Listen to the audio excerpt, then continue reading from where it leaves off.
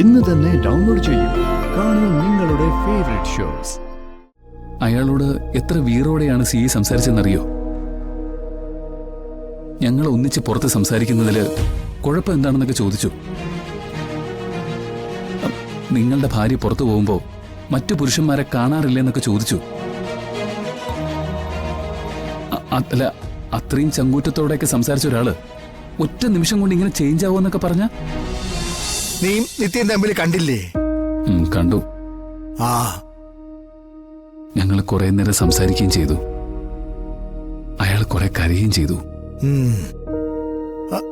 എന്നിട്ട് നിത്യ ആരുടെ പോയത്? ആരുടെ കൂടെ പോവാൻ? ഞാൻ അനന്തന്റെ അടുത്ത് പോയപ്പോ അയാൾ ഇങ്ങ് പോന്നു. എന്താ മാവ്? അല്ല, നിത്യ ഇവിടെ ഒന്ന് ഇറങ്ങിയതേ ജീവന്റെ കൂടെയാ.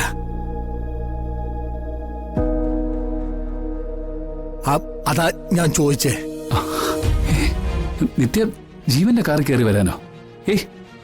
അമ്മാവന് വെറുതെ തോന്നിയതായിരിക്കും. തോന്നലൊന്നും അല്ല. ഞാൻ മാത്രല്ല, സുജാതയും കണ്ടതാ.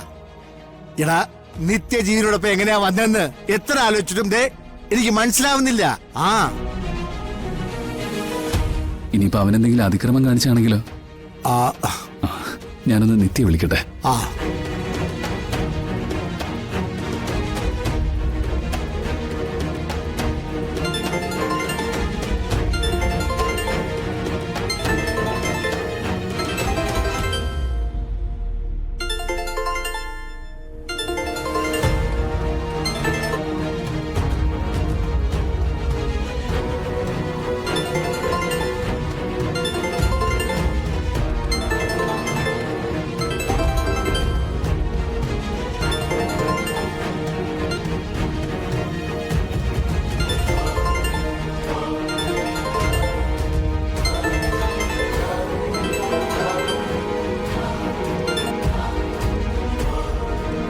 എന്തായി?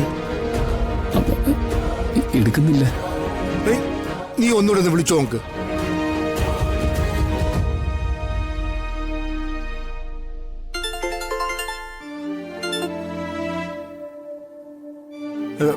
എന്താടാ?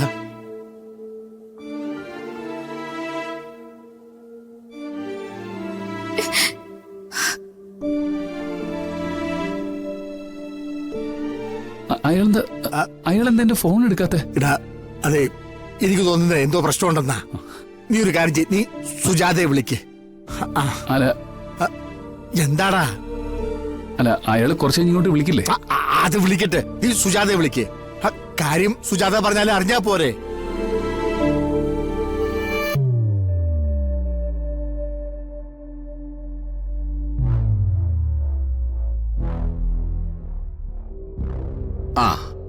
നിങ്ങളുടെയൊക്കെ ചാനലുകളുടെ മാനേജ്മെന്റിനോട് സംസാരിച്ചിട്ടുണ്ട്. നാളെ ഒരേ സമയം JR-നെ കുറിച്ചുള്ള ബ്രേക്കിംഗ് ന്യൂസ് എല്ലാ ചാനലുകളിലും ആരംഭിക്കും. റിപ്പോർട്ടിങ്ങിൽ നിങ്ങൾക്ക് നിങ്ങളുടെ ഒരു ശൈലി ഉണ്ടാവുമല്ലോ, അതാ. പക്ഷേ നിങ്ങൾ കോൺസെൻട്രേറ്റ് ചെയ്യേണ്ടത് രണ്ട് കാര്യങ്ങളിലാണ്. ഒന്ന്, ഇത്രയും കുറഞ്ഞ കാലത്തിനുള്ളിൽ ജീവൻ എന്ന ഒന്നുമില്ലാത്തവൻ JR എന്ന അതിസമ്പന്നനായത് എങ്ങനെയാണ്? രണ്ട്, JR എന്ന സ്ഥാപനം നമ്മുടെ നാട്ടിലെ കർഷകരോട് ചെയ്തുകൊണ്ടിരിക്കുന്ന ക്രൂരത, അവരുടെ വെട്ടിപ്പിടുത്തം. സർ, ഇതുകൊണ്ടൊക്കെ ഉന്നതങ്ങളിൽ എന്തെങ്കിലും മാറ്റങ്ങൾ പ്രതീക്ഷിക്കുന്നുണ്ടോ? വാർത്തയുടെ ആഴത്തിൽ നിന്നും ഓടി ഒളിക്കാൻ ഈ കാലഘട്ടത്തിൽ ആർക്കും പറ്റില്ല. രാഷ്ട്രീയക്കാർക്കായാലും അധികാരികൾക്കായാലും കർഷകരുടെ പ്രശ്നം രാഷ്ട്രീയക്കാർ ഏറ്റെടുക്കും. അവർക്ക് അതിൽ ആത്മാർത്ഥത ഉണ്ടായതുകൊണ്ടൊന്നുമല്ല, അത് തൊട്ടാൽ പൊള്ളുന്ന വിഷയമാണെന്ന് അവർക്കറിയാം. സോ നമ്മൾ ഈ എറിയുന്നത് ലക്ഷ്യസ്ഥാനത്ത് കൊള്ളും. നിങ്ങള് ഇന്ദിര TV എന്നല്ലേ? അതെ സർ. സി, ഇന്ദിര TV ആണ് ഈ കാര്യം എക്സ്ക്ലൂസീവ് സ്റ്റോറിയായി ചെയ്യുന്നത്. നാളെ ഒരു പകൽ മുഴുവൻ ഇന്ദിര TV ഇതിന്റെ പുറകെ മാത്രമായിരിക്കും. അതിന് സപ്പോർട്ടീവായിട്ടായിരിക്കണം നിങ്ങളുടെയൊക്കെ റിപ്പോർട്ടുകൾ. സാർ, ഇത് JR-നോടുള്ള എന്തെങ്കിലും പേഴ്സണൽ വിരോധമാണോ? എനിക്കെന്ത് പേഴ്സണൽ വിരോധം? മാധ്യമപ്രവർത്തകരെന്ന നിലയ്ക്ക് നമുക്കൊരു ഡ്യൂട്ടിയുണ്ട്. വീണ് കിടക്കുന്നവർക്ക് ഒരു ഊർജം നൽകണം. നഷ്ടപ്പെട്ടവർക്ക് ഒരു തലോടൽ, മരണം മുന്നിലുള്ളവർക്ക് ഒരു സംരക്ഷണമാവാം. I believe that. അപ്പോ തൽക്കാലം നമുക്ക് പിരിയാം. നാളെ ഈവനിങ് എല്ലാം കഴിഞ്ഞതിന് ശേഷം നമുക്ക് ഒന്നുകൂടി ഇരിക്കാം. ഓക്കെ? Okay sir.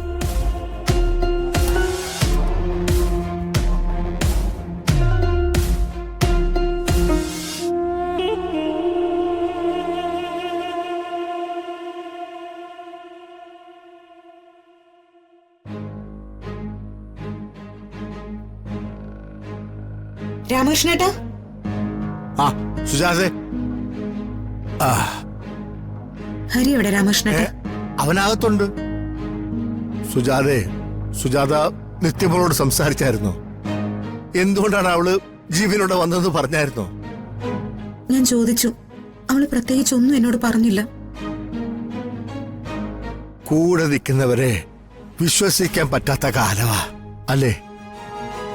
ഞാൻ ഈ കാര്യം ഹരിയോട് പറഞ്ഞപ്പോ തൊട്ട് ടെൻഷനാ. അവൻ പലതവണ നിത്യമോളെ വിളിച്ചായിരുന്നേ. അല്ല, അവൻ സുജാതയും വിളിച്ചായിരുന്നല്ലോ. സോറി, പറയാനുള്ളത് നേരിട്ട് പറഞ്ഞാ പോരെ? അതാ ഞാനിങ്ങി വന്നത്. ഹരി, നിങ്ങൾ തമ്മിൽ കണ്ടല്ലോ അല്ലേ? ആന്റി, ഞങ്ങൾ ഒരുപാട് നേരം സംസാരിച്ചു. കാണാൻ പറ്റാത്തതിന്റെ പേരിൽ, അടുത്ത് നിൽക്കാൻ പറ്റാത്തതിന്റെ പേരിൽ അയാൾ ഒരുപാട് കരയുകയും ചെയ്തു. എന്നിട്ട് അത്യാവശ്യമായിട്ട് ആനന്ദനെ കാണാൻ പോകാനുള്ളതുകൊണ്ട് ഞാൻ അവിടെ നിന്ന് പോയി. അവിടെ വെച്ച് കണ്ട് ഞങ്ങൾ പിരിഞ്ഞതാ. പിന്നെ ഇവിടെ വന്നപ്പോ കേട്ട വാർത്ത വേറൊന്നാ. ഹരി, എനിക്ക് ഒരിക്കലും ഉൾക്കൊള്ളാൻ പറ്റാത്ത കാര്യമാണ് നടന്നത്. ജീവൻ ഒരാളെ അനുസരിപ്പിക്കുന്നത് എന്തെങ്കിലും ഭീഷണിയിലൂടെയാണെന്നറിയാലോ. അങ്ങനെ എന്തോ സംഭവിച്ചിട്ടുണ്ട്. അവള് വല്ലാതെ പേടിച്ചിട്ടുണ്ട്. നമ്മളെ എല്ലാവരെയും ജീവൻ പേടിപ്പിച്ചതല്ലേ? എന്നിട്ട് ഒന്നിച്ച് നിൽക്കാന്ന് നമ്മള് എല്ലാരും തീരുമാനം എടുത്തതല്ലേ ആന്റി? ഏതെങ്കിലും ഒരു രീതിയിൽ ആലോചിച്ചാൽ ഉത്തരം കിട്ടുന്ന ഒരു കാര്യമായിരുന്നെങ്കിൽ ഞാനത് മനസ്സിലാക്കാൻ ശ്രമിച്ചേനെ. പക്ഷെ ഇത് എങ്ങനെ? മോൻ സമാധാനമായിട്ടിരിക്കെ. അവൾ എന്നോട് പറയും. എന്നോടൊന്നും മറച്ചു വെക്കാൻ അവൾക്കാവില്ല. ഞങ്ങള് ഒന്നിച്ചു നിൽക്കുമ്പോ ആ സിയെ ഞങ്ങളെ കണ്ടു. അയാളോട് എത്ര വീറോടെയാണ് സിയെ സംസാരിച്ചെന്നറിയോ? ഞങ്ങൾ ഒന്നിച്ച് പുറത്ത് സംസാരിക്കുന്നതില് കുഴപ്പം എന്താണെന്നൊക്കെ ചോദിച്ചു. നിങ്ങളുടെ ഭാര്യ പുറത്തു പോകുമ്പോ മറ്റു പുരുഷന്മാരെ കാണാറില്ലെന്നൊക്കെ ചോദിച്ചു. അല്ല, അത്രയും ചങ്കൂറ്റത്തോടെയൊക്കെ സംസാരിച്ച ഒരാള് ഒറ്റ നിമിഷം കൊണ്ട് ഇങ്ങനെ ചേഞ്ച് ആവുമെന്നൊക്കെ പറഞ്ഞ സുജാതെ തകർന്ന് തരിപ്പണമായിട്ടിരിക്കുന്ന അവസ്ഥയില. ചെറിയൊരു തള്ളുമതി നിലമതിക്ക്.